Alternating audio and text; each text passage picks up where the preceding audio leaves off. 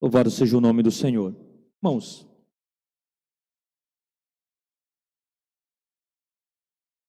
queremos ministrar uma palavra para você esta noite, baseado no texto que a gente leu. Eu não sei se você já esqueceu o texto, mas nós lemos Gênesis, capítulo 12, versículo 10 ao 20. Gostaria que você tivesse condições, você mantivesse a sua Bíblia aberta. Nós vamos fazer uma pregação expositiva sobre esse tema. Quero mostrar para você sobre os aspectos da fé e do medo. Por que é importante nós sabermos disso? Nós ouvimos algumas canções nesta noite, canções de confiança. Se você estivesse aqui desde o início, você pôde louvar o nome do Senhor juntamente conosco, através dos hinos congregacionais, palavras sobre confiança, sobre confiar em Deus. E confiança, irmãos, é algo que todos nós sabemos que devemos ter, todos nós temos convicções de que isso é importante, que nós devemos depositar a nossa confiança no nosso Deus, que Ele é bondoso, que Ele é galardoador, mas é algo que às vezes nós não praticamos. Eu quero expor para você aqui, baseado no que nós lemos, o que nós podemos extrair de um texto precioso como esse. Então deixe sua Bíblia aberta. É possível que você já tenha até um pouco se perdido nos temas que nós estamos abordando nos cultos da família. Nós geralmente trabalhamos nos cultos da família com séries de mensagens. Esse ano nós não quisemos nos comprometer com uma série específica, mas acaba que essa já é a quarta mensagem de uma teologia bíblica sobre a cidade, baseado no livro de Gênesis. Então nós temos caminhado, né? É o sexto culto da família. Em 2 desses cultos eu não preguei, estou pregando agora. Desde 2018 nós estamos à frente desse trabalho. Nosso pastor tem nos confiado esse trabalho, trabalhar exatamente com famílias. De lá para cá a gente já inventou algumas coisas, mas talvez o nosso principal foco e alvo tenha sido trabalhar exatamente no culto da família, algumas mensagens voltadas para a família. De lá nós já trabalhamos alguns temas como uma série de mensagens sobre o fruto do Espírito, falamos sobre o significado do casamento, que foi a do ano passado. Nesse ano nós estamos falando sobre uma teologia bíblica da cidade, como as famílias no meio das cidades extraídas ali em Gênesis podem ser abençoadas, o que Deus tem para falar para nós acerca disso. E o texto que nós lemos, eu não vou reler o texto porque eu vou expor, então já eu volto a esse tema, mas mantenha a sua Bíblia aberta lá em Gênesis 12, do 10 ao 20. Esse texto mostra uma história muito fabulosa, uma história de que Abraão, e eu preguei na mensagem anterior, há uns meses atrás, o final do capítulo 11 e o início do capítulo 12 de Gênesis, falando que Deus fez promessas preciosas para Abraão, né, na condição de Abrão aqui ainda. Deus ainda nem mudou o seu nome, ele está na condição de Abrão, e ele fez promessas muito preciosas para esse homem, promessas que não foi feita a um outro ser humano, só para você ter uma ideia, promessas muito próximas, e Moisés, ele faz questão de escrever isso, porque ele queria retratar para o povo de Deus, e é preciso que você tenha um entendimento do que estava acontecendo aqui, do que Moisés estava tentando escrever aqui, porque Moisés escreve muitos anos depois, ele escreve acerca da história desse patriarca, desse pai na fé, enquanto o povo está peregrinando, o povo está saindo do Egito, no deserto, caminhando para Canaã, para uma terra que mana leite e mel, para a terra da promessa de Deus, para a terra de bênção. E agora Moisés começa a escrever o livro de Gênesis na tentativa de mostrar para aquele povo que Deus era um Deus soberano. Porque, entenda, o povo de Israel estava no Egito, onde a criação de Deus era adorada. Por exemplo, você vai ter no Egito o Deus Ra, o Deus Sol, onde os egípcios adoravam esses deuses. Você vai ter o próprio Nilo, que é tido como um deus ali, e vários outros animais ali, que é obra da criação de Deus, mas que eram veneradas ali no Egito. Não só isso, em Canaã, para onde o povo estava se dirigindo, também existiam vários deuses que não eram o Senhor. Então qual era a intenção de Moisés a escrever esse texto? A intenção de Moisés era lançar as bases teológicas do que era a criação. Moisés escreve para dizer para mim e para você que o sol, a lua, as estrelas, aquilo que era adorado pelos egípcios não eram deuses, mas criação das mãos de Deus. E é importante que a gente tenha essa distinção, porque Gênesis não foi escrito para satisfazer as nossas curiosidades científicas, químicas, físicas, geográficas de nós, aqueles que vivemos hoje no século 21. Mas a intenção de Moisés era fazer uma prescrição teológica, era dizer: está vendo tudo isso que tem em volta de vocês? Não são deuses, eles são obras da mão de Deus, e toda essa criação só existe e subsiste porque Deus as criou e Deus as sustenta. Parece algo simples de se dizer, mas isso gera confiança no coração do povo e deve gerar também confiança no meu e no seu coração. Saber que tudo isso não é obra do acaso, mas são produto das mãos de um Deus santo, poderoso, justo, que criou todas as coisas, não para essas coisas serem adoradas, mas para essas coisas demonstrarem a glória que Ele tem. E é disso que os Salmos diz, Paulo recobra isso em Romanos, dizendo que os céus e a terra proclamam a glória de Deus, ou seja, a criatura, a criação de Deus proclama a sua glória, e ela está inundada da glória de Deus. E é importante que a gente tenha essa distinção, porque Deus se apresenta aqui como Criador, como ordenador do mundo, demonstrando para todos aqueles que estavam ali, caminhando rumo a Canaã, que toda a criação humana e natural era fruto das suas mãos. Gênesis é uma obra espetacular, irmãos, todos nós deveríamos nos debruçar sobre ela, porque ali é lançado as bases teológicas de tudo que nós cremos. Só para você ter uma ideia, a irmã Ronário e o irmão José, ao ler aqui um texto, eles recorrem ao quê? Ao livro de Gênesis. Jesus, quando discute sobre o casamento, Paulo, quando fala sobre o casamento, ele volta lá em Gênesis e cita esse mesmo texto. Ou seja, Gênesis lança as bases teológicas daquilo que nós cremos, é um emaranhado, é um quadro muito claro daquilo que nós conhecemos acerca da teologia bíblica.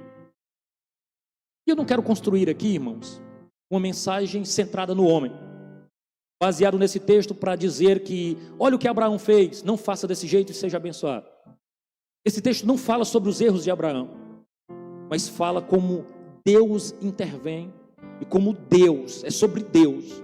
Tudo aquilo que nós estamos reunidos aqui não é sobre mim e nem sobre você. A Bíblia inteira é sobre Deus e o que Ele tem feito na história e o que Ele pode fazer na minha e na tua vida, de como Ele pode transformar os nossos projetos e sonhos para a glória do nome dEle. E nós não podemos perder essa perspectiva, senão nós caminharemos confiando naquilo que o homem pode fazer e não naquilo que Deus pode fazer. E esse é o plano da fé, esse é o plano que confia, esse é o plano que abraça toda a soberania e graça de Deus.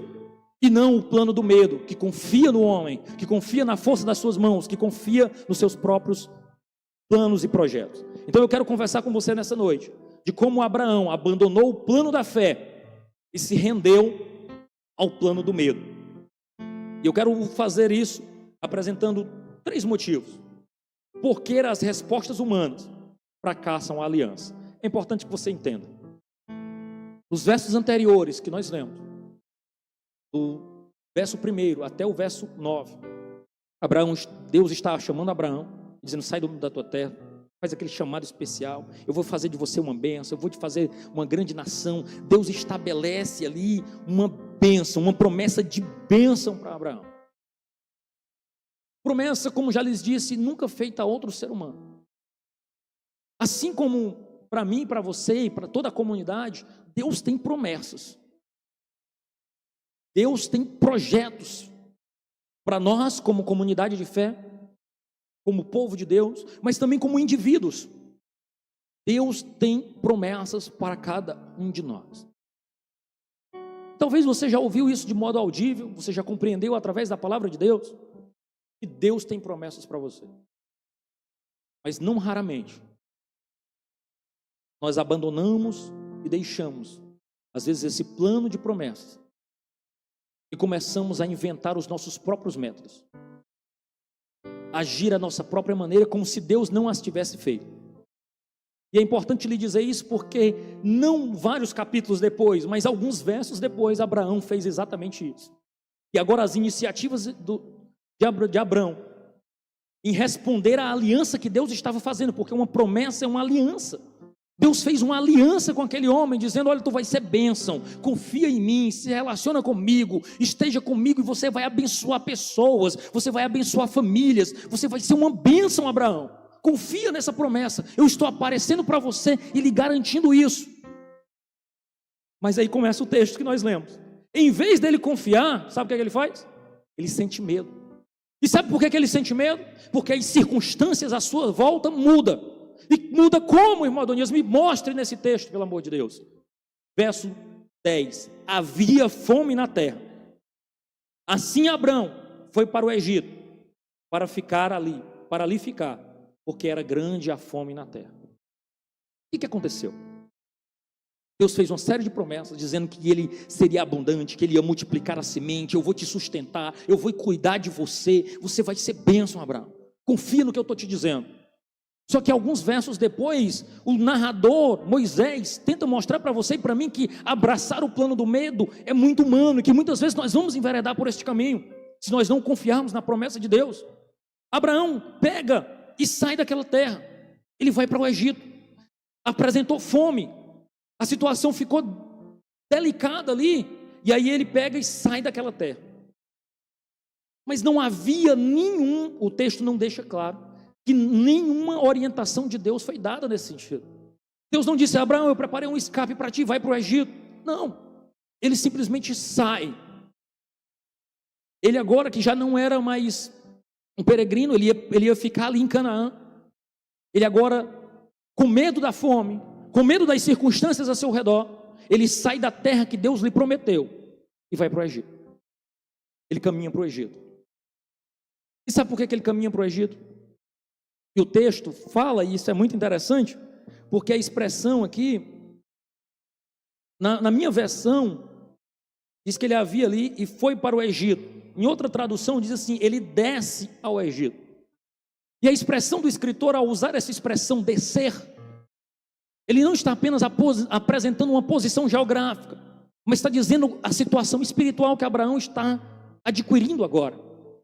Agora ele está dizendo isso: olha, ele desceu ao Egito, ele tomou uma posição para longe da promessa de Deus. Ele está mostrando e revelando a situação espiritual que Abraão está abraçando agora. Ele está descendo, um indicativo da direção equivocada que Abraão estava tomando, indicando claramente a sua falta de fé. O reformador João Calvino, ele comenta esse texto, ele diz que a falta de fé de Abraão, temendo diante da possibilidade da morte, que morte? Da fome, declara que ele não confiou tal perigo a Deus. Ele tenta resolver a situação pelos seus próprios meios. Calvino, falando sobre isso, ele mostra com um retrato meu e seu, que quando a situação aperta, sabe o que a gente faz na maioria das vezes? A gente tenta resolver pelos nossos próprios meios. Mas Calvino continua, ele diz que apesar da promessa de Deus, de que lhe daria a terra, ele teme e foge para o Egito. E sabe por que ele foge para o Egito? Porque como eu e você, Abraão também buscava posições de segurança. Ele sabia do Egito, ele sabia que lá tem um rio próspero, que ali, à sombra do Nilo, à sombra da prosperidade do Nilo, não faltaria alimento. Ele poderia recorrer e fome, ele não passaria ali. Ou seja, ele deixa a proteção de Deus para confiar nos seus próprios meios, nos seus próprios métodos, abraçando a sua própria proteção humana. E sabe por que ele fracassa? Sabe por que nós fracassamos? Porque em vez de nós confiarmos em Deus, na primeira tentação, assim como aconteceu com Abraão, ele fugiu. Assim que a terra apresentou fome, ele disse: eu não vou ficar aqui, eu vou cair fora, eu vou fugir, mesmo não tendo uma orientação de Deus. Mas o que isso significa para mim e para você, ouvinte do século 21, que está ouvindo acerca desse texto quase 4.000 anos depois? Significa que em tempos de privação, irmão, nós somos tentados a não confiar em Deus, a desviar os nossos olhares da promessa de Deus. Mas eu quero lhe dizer que o povo de Deus não age desse modo. O povo de Deus, a comunidade da aliança, tem garantias na palavra de Deus, que mesmo quando as coisas ao nosso redor desabarem, não saírem dentro da perspectiva que nós achamos, nós devemos confiar em Deus, porque não é sobre nós, não é sobre os nossos atos, não é sobre aquilo que nós podemos fazer, mas é sobre o que o Deus que nós servimos pode fazer. Se você não tiver essa esperança, essas perspectivas, como confiar nesse Jesus? Nós vamos fingir que confiamos. Mas você é chamado nesta noite, em nome de Jesus, a confiar em Deus. E quando sentir medo, não abandonemos a promessa que recebemos. Quando as situações estiverem difíceis, não abandone a promessa que você recebeu. Quando tudo parecer que está desabando, responda com confiança a promessa que Deus tem feito. Porque toda vez que nós agimos pelos nossos próprios métodos, pelos nossos próprios meios, todas as vezes que nós assim agimos, nós fracassamos em responder à aliança que Deus fez conosco. E essa aliança não é uma aliança qualquer, é uma aliança de sangue. Nós fomos comprados por sangue precioso. Nós temos um valor inestimável, não em nós mesmos, mas o nosso valor, ele é fruto do sacrifício que Cristo fez na cruz. Deus matou o seu próprio Filho, para que nosso relacionamento com Ele fosse reestabelecido para a glória do nome dEle. Como não confiar nesse Deus? Se nós confiamos a Ele a nossa salvação, como não confiar as pequenas coisas? Como não confiar o nosso dia a dia? A responsabilidade humana de responder à aliança de Deus fracassa quando, em vez de confiarmos, nós sentimos medo. Mas ainda, o texto continua.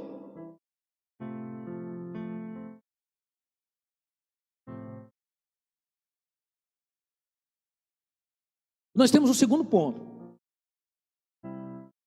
Nós falhamos ao responder à aliança quando, em vez de confiar, nós sentimos medo. Nós falhamos em responder à aliança de Deus quando, em vez de descansarmos, nós inventamos ajuda. Você já se pegou dando um empurrãozinho para Deus? Deixa eu te mostrar aqui no texto bíblico. Olha os versos seguintes. Verso 11: quando se aproximava do Egito, quase ao entrar, disse a Sara, sua mulher: ora, bem sei que és uma mulher muito bonita. Os egípcios, quando virem você, vão dizer: essa é a mulher dele. Então eles vão me matar, deixando você com vida. Verso 13: diga, pois, que você é minha irmã, para que me tratem bem por sua causa, e por amor a você me conservem a vida. Tendo Abraão entrado no Egito, os egípcios viram que a mulher era de fato muito bonita. Os príncipes de Faraó a viram e foram elogiar diante de Faraó. E a mulher foi levada para a casa de Faraó. Este, por causa dela, tratou bem Abraão, o qual veio ter ovelhas, bois, jumentos, escravas e escravas, jumentas e camelos. Você consegue perceber esse texto? Você consegue perceber aqui o que Abraão fez? Ele negociou a mulher dele. Que situação vexatória. Que situação vergonhosa para o patriarca Abraão. Agora, não confia em Deus, desce ao Egito, e sabe o que ele diz? Olha, deixa eu traçar aqui um plano especial, Sara, porque senão eles vão me matar. Ele não confia em Deus, mas não só isso, em vez dele descansar, que Deus prometeu que ele seria uma grande nação, que ele não conseguiria contar, ele inventa o jeitinho dele, ele dá o seu próprio modo de sentir segurança, e agora, ele falha em responder à aliança, em vez de descansar na promessa, mesmo sabendo que Deus, ao prometer a ele, disse assim: olha, Abraão, os teus amigos serão meus amigos, os teus inimigos serão meus inimigos. A quem você abençoar, eu vou abençoar, mas a quem você amaldiçoar, eu vou amaldiçoar, Abraão. Abraão, eu estou contigo. Deus olha para Abraão e faz uma das promessas mais fabulosas e fantásticas a um ser humano. Mas agora, ele busca meios humanos de se tornar agradável a Faraó. Agora ele procura usar uma negociata, meios escusos, meios obscuros, para conseguir o favor dos homens, sem confiar em Deus, e sem nenhuma vergonha. Ele se mostra ansioso, e excede todos os limites. A insegurança de Abraão, a ganância dos egípcios, a mesma ganância de Abraão ainda, encontram um ponto de convergência. Elas convergem aqui. Elas fazem, como a gente costuma dizer no ditado, fecham como tampa e panela. E agora, num funil de ganância, de luxúria, Moisés tenta mostrar para nós aqui, leitores, como estava se desenrolando esse pecado que estava acontecendo aqui. Primeiro ele diz, o povo egípcio viu Sara e achou ela bonita. Logo em seguida ele diz, não só o povo viu, mas os príncipes também viram. E foram falar dela para Faraó. Eu imagino os cochichados. Deixa Faraó, olha a mulher que está entrando aí, rapaz. Tem um drama de desejo, de luxúria, de desejo de possuir aquela mulher que era belíssima aos olhos. De modo que termina o texto, Abrão e Sara na presença de Faraó. Faraó tomando aquela mulher muito bela, muito bonita e levando para sua casa. E Abraão conseguindo a segurança que ele desejava fora de Deus. Ele consegue o que ele queria. O que foi que ele tramou no início? Ele disse, olha, se você disser que é minha irmã, eu vou ser abençoado por tua causa. Eu vou te trocar, eu vou te vender. E sabe o que acontece? Acontece exatamente o que ele planejou. Por causa de Sara, Faraó lhe entrega bens, lhe retribui, lhe põe respeito e posição. Depois dele negociar uma trama de pecado e falsas seguranças humanas, mostrando claramente que toda vez que nós tentamos nos proteger fora da aliança de Deus, nós caímos em pecado, nós caímos em distanciamento de Deus, nós caímos em um enredo de pecado, de emaranhado de pecado. Aqui o texto está deixando claramente que os cristãos, aqueles que amam a Deus, os filhos da aliança, o povo de Deus, não age de modo escuso, não age de modo obscuro, não busca influência na sociedade através de negociatas. Eles confiam em Deus, eles confiam o seu nome a Deus, eles confiam a sua reputação a Deus, porque é Deus quem cuida da nossa reputação. Se nós não confiarmos nisso e buscarmos influência distante de Deus, enredaremos em pecado, nós nos distanciaremos e negociaremos a nossa fé, nós negociaremos os nossos projetos, nós negociaremos a promessa que temos, em busca de segurança.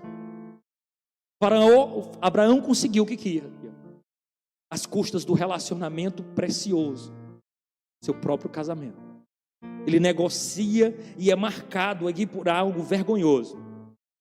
Buscou construir proteção e segurança distante de Deus, assim como Caim. Deus olha para Caim e diz, cadê teu irmão Caim?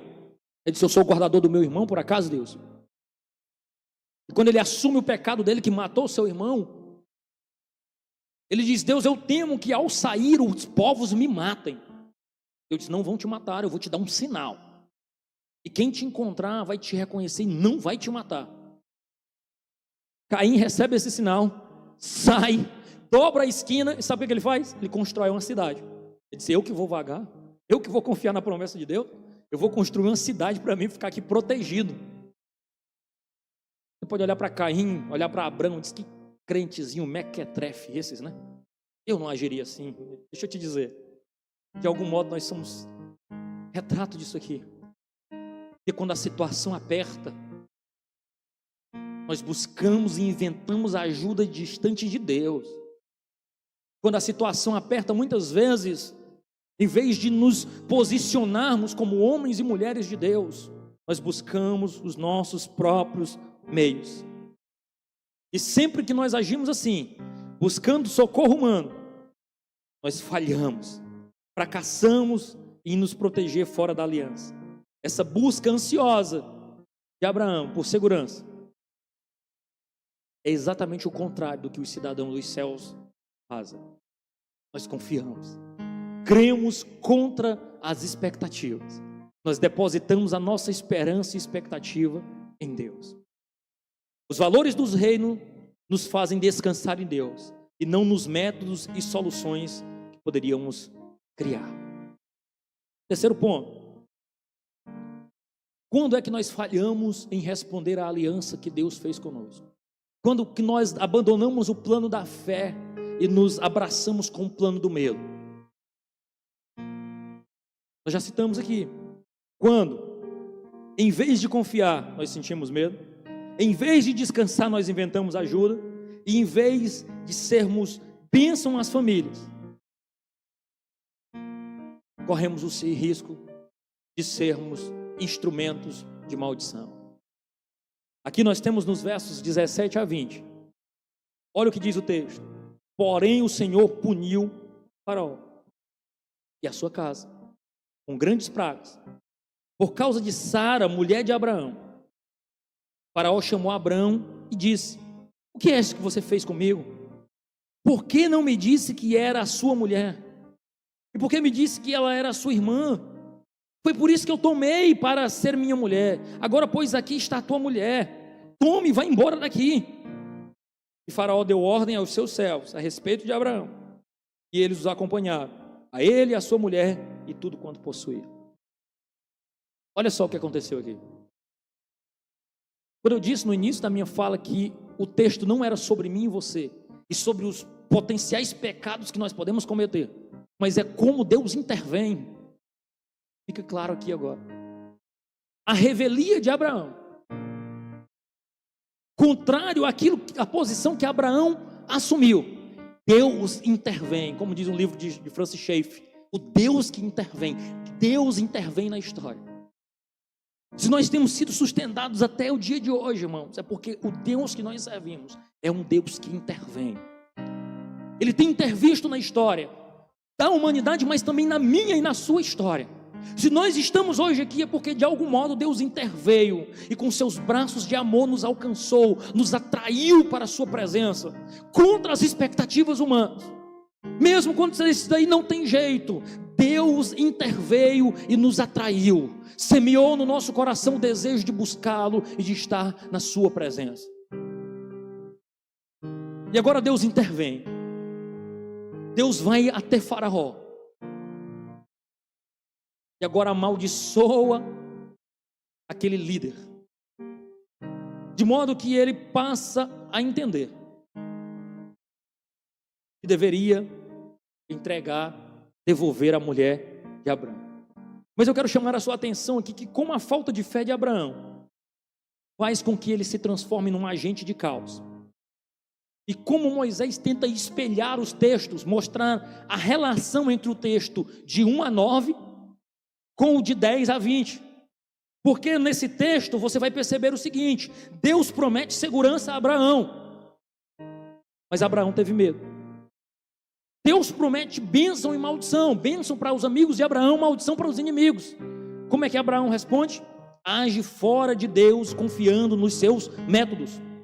Deus promete que ele vai ser bênção, mas agora Abraão se torna maldição para os egípcios, porque além de trazer prejuízos para aquele povo que o acolheu, ele também negocia e submete a sua casa à vergonha e à mentira.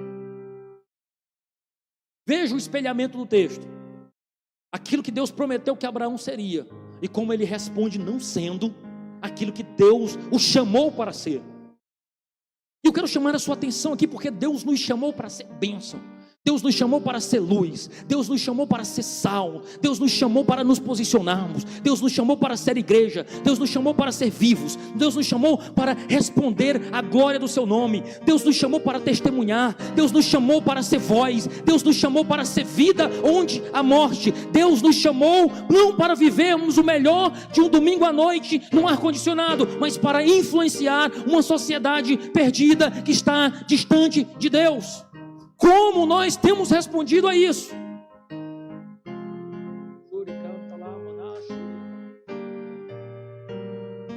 Nós somos instados, nós somos incomodados a viver aquilo que Deus projetou para nós.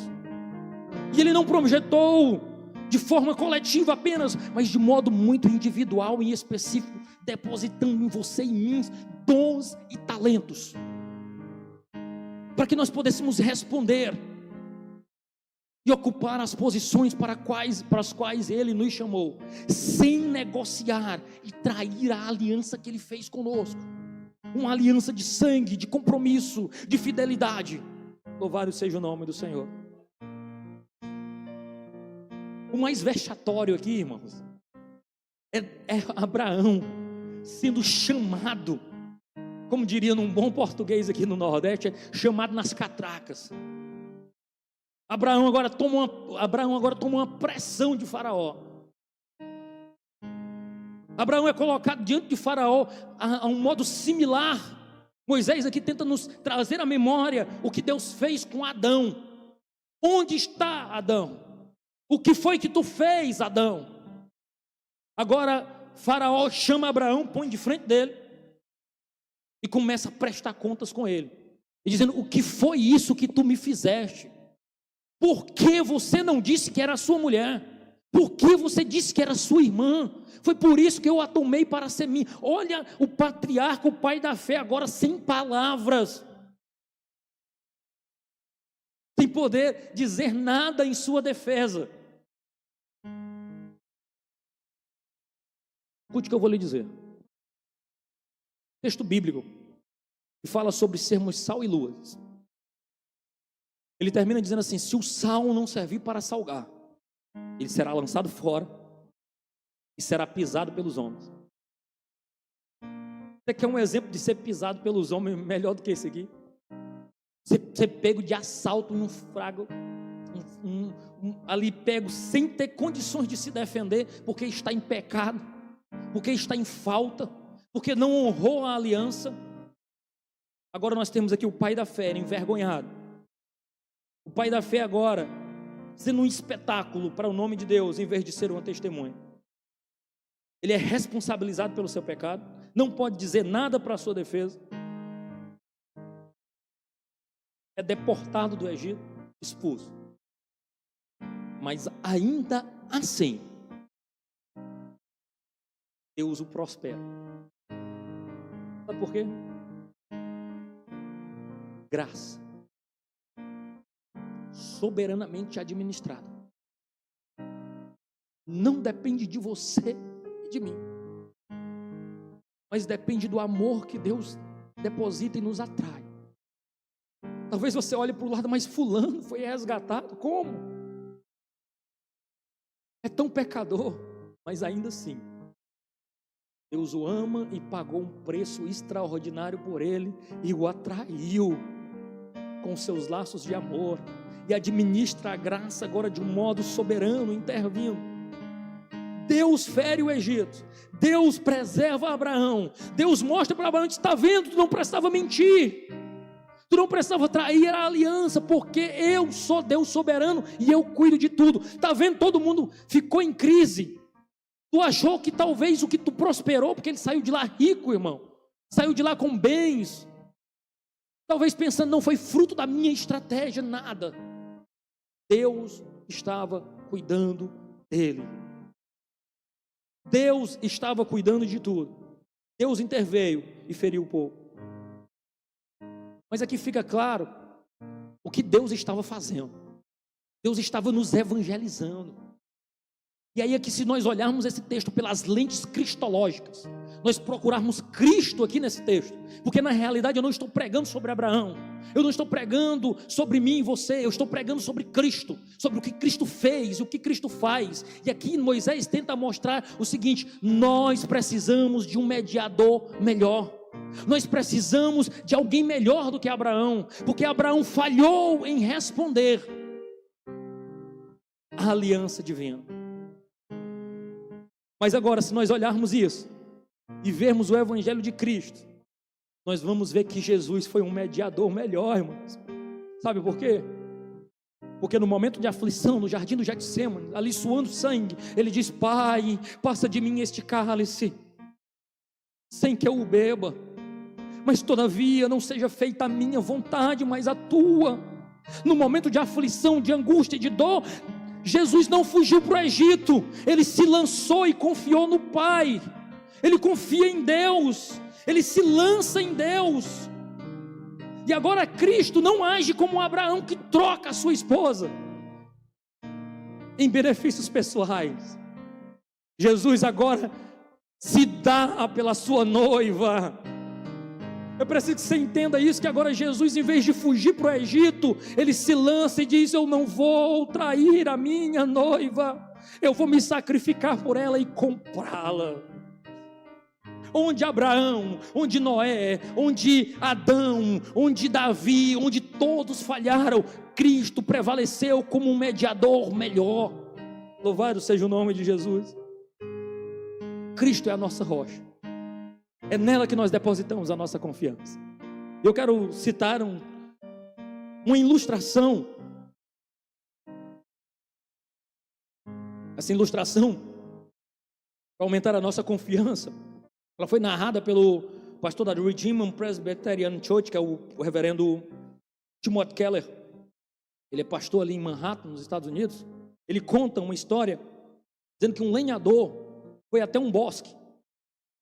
Nesse bosque tinha muitas árvores. E ele foi fazer uma inspeção nesse bosque, porque na semana seguinte ele iria transformar aquele bosque em lenha, ele ia desmatar, como a gente diz, né? Ele ia cortar todas as árvores. E fazendo a inspeção nesse bosque, ele de repente se depara com uma árvore em que uma mamãe pássaro estava ali iniciando o seu processo de construção de um ninho. Ele olha e diz, sabendo ele que na semana seguinte ele derrubaria todas as árvores, seria injusto deixar aquela mamãe pássaro construir seu ninho. E de repente aquele lenhador pega as costas do machado, como a gente diz, bate na árvore, e aquela árvore treme toda. E aquela mamãe pássaro é chacoalhada, de modo que ela voa e para em uma outra árvore. O lenhador sai seguindo, chega na outra árvore, ela já começa a construir seu ninho. E ele novamente bate com as costas do machado, novamente a mamãe pássaro é chacoalhada, voa e vai para uma outra árvore. Novamente o lenhador insiste, bate na árvore novamente, aquela mamãe pássaro voa e vai para uma outra árvore. E agora imagine o que passa na cabeça dessa mamãe árvore, dizendo, rapaz, esse camarada é maluco, está me perseguindo. O que eu fiz com ele? Por que ele não me deixa aqui? Por que ele não me deixa em paz?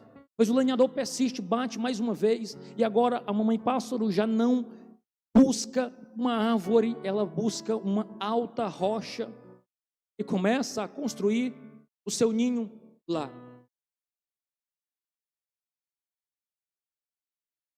É preciso que você entenda que muitas vezes nós estamos sendo chacoalhados numa clara demonstração de Deus, dizendo, não deposite o seu ninho, o seu lugar de amparo em árvores, mas faça a sua casa na rocha, porque a rocha é Cristo. Todas as árvores deste mundo, elas vão ruir, elas vão cair em algum momento. E se você, ao sofrer uma grande decepção, buscar simplesmente mudar de árvore, ela vai também cair. Mas se ao sofrer essa decepção, você se lançar na rocha, na alta rocha, na firme rocha, você estará num lugar tranquilo.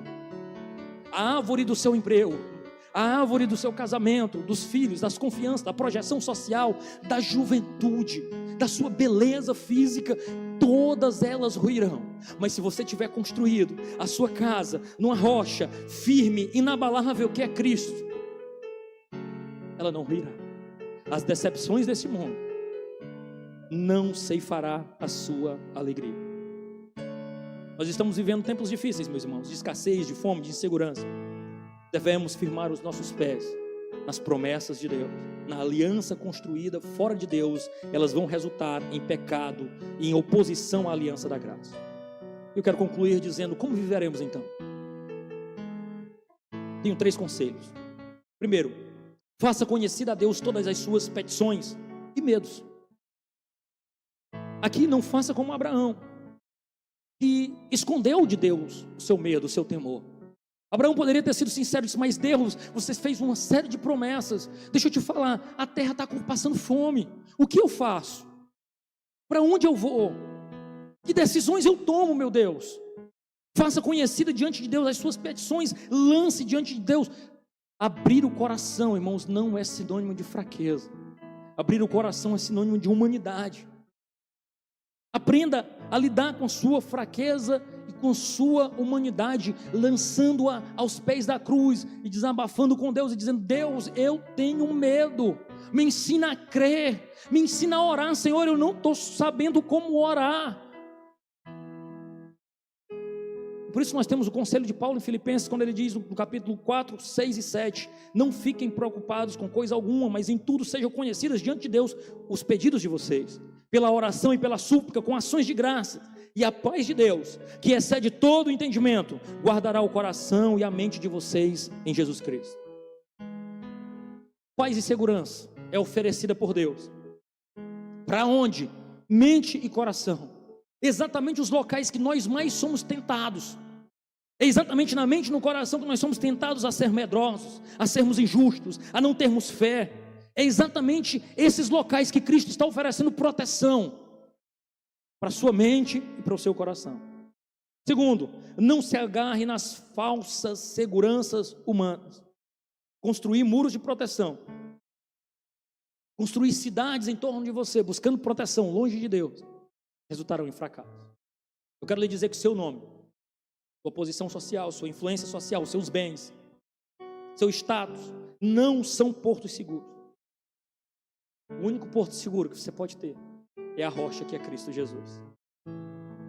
Mantenha-se um canal de bênção, é o último ponto do terceiro no reino de Deus.